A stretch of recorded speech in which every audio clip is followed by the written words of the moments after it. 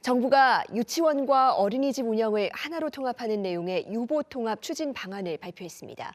올 하반기부터 선도교육청을 운영해 오는 2026년까지는 완전한 유보통합을 이루겠다는 건데요. 먼저 영상 보고 오겠습니다.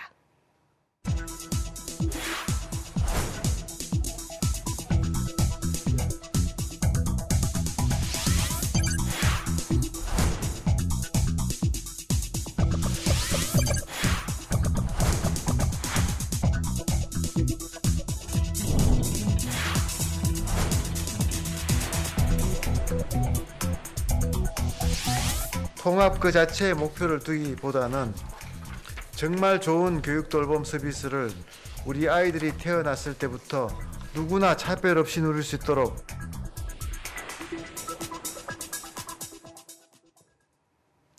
네, 이 영유아를 대상으로 한 교육과 돌봄 체계에 큰 변화가 예고되고 있는데요. 이 교육부 관계자와 더 자세한 이야기 나눠봅니다.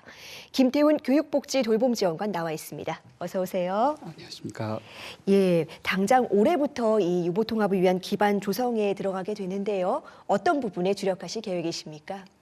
네, 유보통합 1단계인 올해와 내년에는 관리체계 일원화를 충실히 수행함과 동시에 관리체계 일원화 이전이라도 유치원과 어린이집 간의 격차를 완화하는 과제는 선제적으로 시행하고자 합니다. 우선 유보통합 선도교육청을 금년도 하반기부터 지정할 계획입니다. 2024년까지 선도교육청을 운영하여 어린이집 급식비 지원, 돌봄 확대 등 시도교육청의 여건에 따라 유치원과 어린이집에 대한 균형 있는 지원을 할 수 있도록 할 계획입니다. 또한 학부모 부담을 단계적으로 경감하기 위해 내년부터는 만 5세를 시작으로 2025년도에는 만 4세, 2026년도에는 만 3세 지원에 대해서 누리과정 지원금 이외에도 추가로 학부모 지원비나 학부모 교육비, 보육비를 지급할 수 있도록 서비스 격차 완화 방안 수립과 지방교육재정교부금법 시행령 개정 등을 통해 2023년 8월경 방안을 발표할 예정으로 있습니다.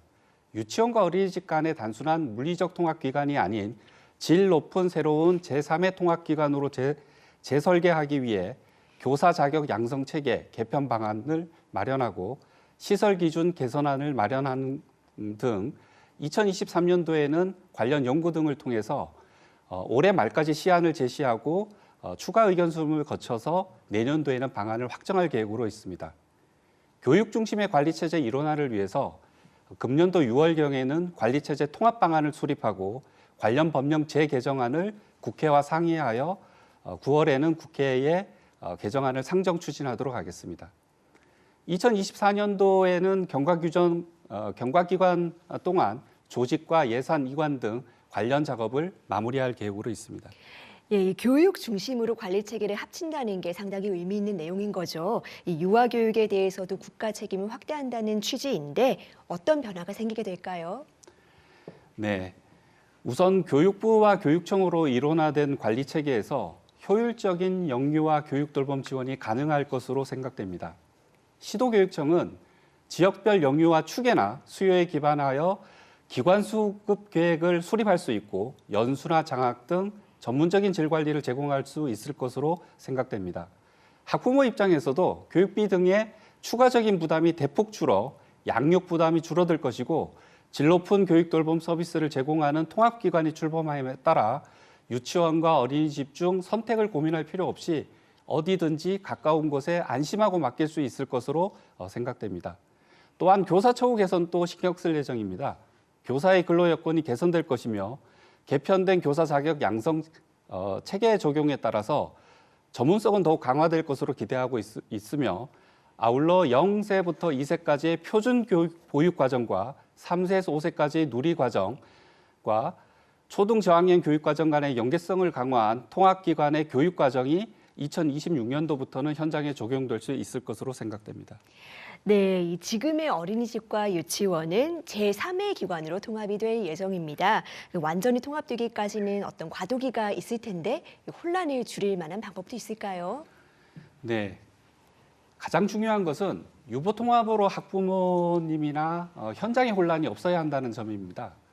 새로운 통합기관에 기존에 부합하는 기관은 바로 전환할 수 있도록 하고 그 외에는 충분한 경과 기간을 두어 해당 기간 동안 시설 개선 지원 등의 지원을 통해 차근차근 기준을 맞춰 나가고 전환될 수 있도록 하겠습니다. 새로운 통합기관의 모델, 경과기관 등에 대해서는 유보통합추진위원회를 중심으로 충분히 논의하고 현장과 공유하여 혼란이 없도록 하겠습니다. 네, 이 학부모 부담도 줄이고 교육의 질도 높이고 이렇게 여러 가지 기대 효과가 있지만 그래도 좀 이견이 있는 부분이 있습니다. 지금 가장 어려운 부분이 교사의 자격과 어떤 처우 문제인데요.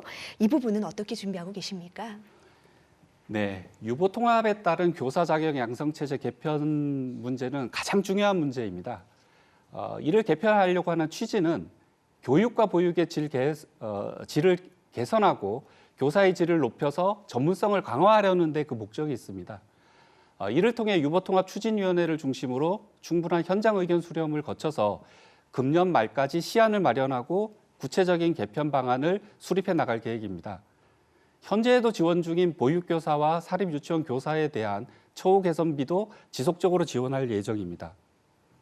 교사 자격 양성체제는 교사의 질적 수준을 향상하는 방향으로 논의하고 관련 부처인 보건복지부와 함께 지난달 발표한 제4차 중장기 보육기본계획과 연계하여 다양한 진입 경로로 운영 중인 교사 양성체계를 정비해 나가고 자격 개편 취지와 방향에 맞게 현직 교사의 자격 부여 방안 등을 교육계의 의견을 통해 다양하게 검토해 나가도록 하겠습니다. 예, 충분한 의견 수렴이 이루어지기를 기대하겠습니다. 이 유보통합에 이제 들어가는 예산도 만만치 않을 것으로 보이는데요. 어떻게 마련하실 계획이십니까? 네, 작년도 기준으로 유아교육과 보육 예산은 전체 합치면 약 한 15조 원 정도의 규모입니다. 유아교육 예산은 그중에 약 5조 원이고요. 어린이집 예산은 약 10조 원으로 파악되고 있습니다. 기존 유아교육 예산과 보육 예산을 이관 활용하고 유보통합에 따라 추가로 소요되는 비용은 교부금 등에서 부담하는 방안이 가능하다고 판단하고 있습니다. 교육부와 교육청으로의 관리체제 일원화와 연계하여 시도교육청 등과 협의해서 구체적인 재원 조달 계획을 마련할 계획입니다. 아울러 중앙정부 재원을 효율적으로 통합하고 안정적인 재원 확보 등을 위해서는 별도의 특별회계 설치가 필요하다고 판단하고 있습니다. 네, 유보통합은 교육계 20년 난제로 꼽히기도 하죠. 이 아이들이 실제 받는 교육과 돌봄의 질이 올라갈 때에만 의미가 있을 텐데 이 세심한 후속 정책을 기대하겠습니다. 오늘 말씀 감사합니다. 감사합니다.